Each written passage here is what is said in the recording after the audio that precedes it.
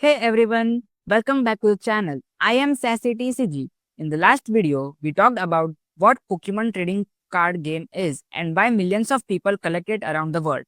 But if you are planning to start collecting, you have probably asked yourself, what products do I buy?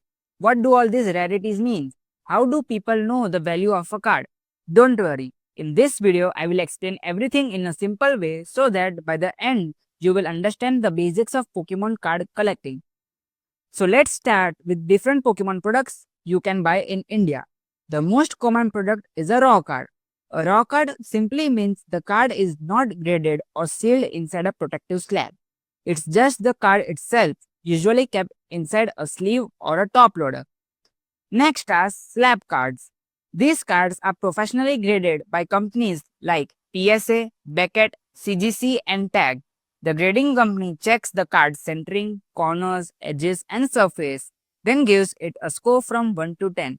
A PSA 10 usually commands a much higher price than the same raw card because its condition has been professionally verified. Sealed products. If you enjoy opening packs, then sealed products are for you. This includes booster packs, booster boxes, elite trainer boxes, collection boxes, premium collections, and many more. Since they are factory sealed, you never know what you will pull, and that's where all the excitement comes from. Next comes accessories. Collecting isn't only about buying cards. You will also need accessories like sleeves, top loaders, card binders, deck boxes, play mats. This helps protect your card collection and keep your cards in great condition. And finally, there's something called rip and ship. Let's take an example. So there is a seller. This seller is having a booster box, and this booster box is having 30 packs. The seller would sell individually packs to each one of you. So example, one buyer takes one slot is equal to one pack, one buyer takes 5 slots. Once all 30 packs are sold out, the seller would open the box on a live stream and ship your cards after the live stream. Now let's talk about something every collector loves, rarities. Not every Pokemon card is equally rare. Some are very common while others can be extremely difficult to pull. Let's look to this photo. Also, you can take a screenshot. Now we will see each card. So as you can see, the common card having a circle below the card number. As you can see, uncommon, double rare, illustration rare, ultra rare, special illustration rare, shiny ultra rare, mega hyper rare, ace pack. All the cards are having different symbols. Shiny rare, promo, secret rare.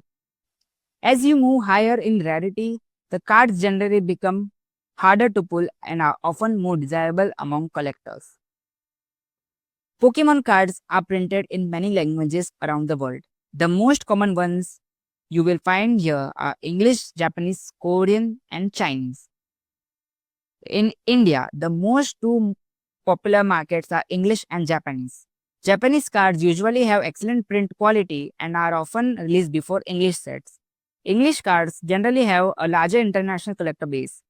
Korean products are usually much more affordable, making them a fantastic option for beginners who simply enjoy opening packs. So if your goal is collecting on a budget, Korean is a great place to start. This one is one of the most important things every collector should learn. The condition of a card can change its value dramatically.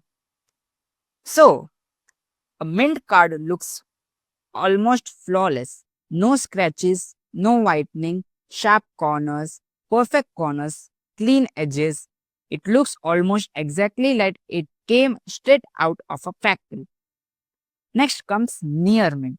This is the condition you will see most often. A near mint card may have one or two tiny imperfections that are very difficult to notice unless you inspect it closely. Maybe a tiny white dot or one corner or an extremely light surface mark. Overall, it still looks excellent. Next comes lightly played.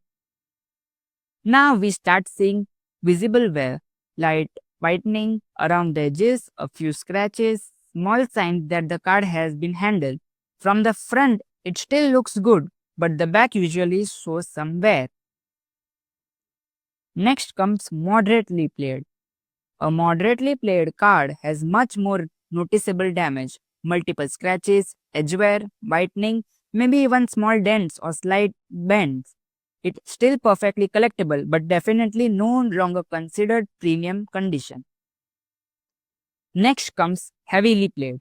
Lots of wear still collectible. Heavily played cards show significant wear, heavy whitening, creases, large scratches, bent corners, sometimes even small tears. These are usually bought by collectors looking for cheaper copies or players who just want the card for gameplay. If you are buying expensive cards online, always ask the seller for clear front and back photos before making any payments. And finally, last comes a damaged or poor card. This is not a collectible. It is known to be collectible, but a collector would not collect these kinds of cards. So stay away from these cards. So next comes, ever wondered how people instantly find the exact card online? It's actually very simple. Every Pokemon card has a unique number printed at the bottom. As you can see in this card, the number is 205/165 and the card is Mew EX. So let's see a practical example and search it on eBay. And while searching on eBay, how do I check the online market price? I will show you that. When checking prices, don't just look at listed prices. Anyone can list a card for any amount. Instead, look at what people have actually paid. I personally use eBay sold listings because it shows completed sales and sold listings. So we have to put two filters, completed items and sold items. When both of them are ticked, you can see the sold items and you can then make what's the market rate and at what price you want to buy. Next comes, if you're planning to build a collection, I highly recommend using a portfolio app. My favorite two portfolio apps are Collector and Pokedata.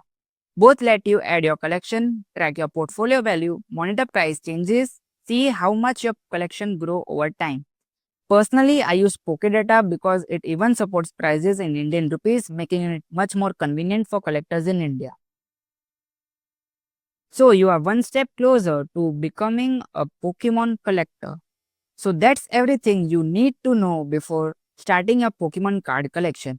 We covered products, rarities, languages, conditions, how to search cards, check prices, and even track your collection.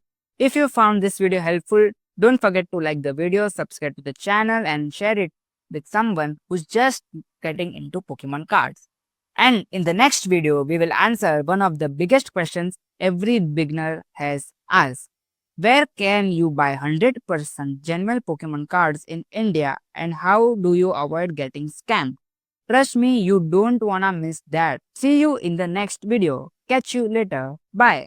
And before going, comment your favorite Pokemon and if you are already a collector, comment how and when did you start collecting.